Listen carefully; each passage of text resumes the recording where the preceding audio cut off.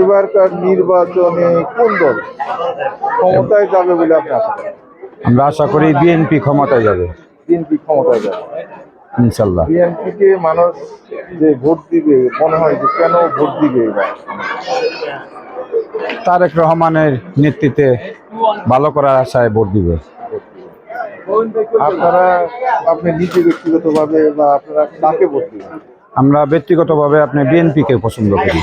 এইটা তো 17 আসন, এটা 14 আসন। 14 আসন, হ্যাঁ 14 আসনের এই 14 আসনে বিএনপির মনোনীত প্রার্থী হলো তুলি।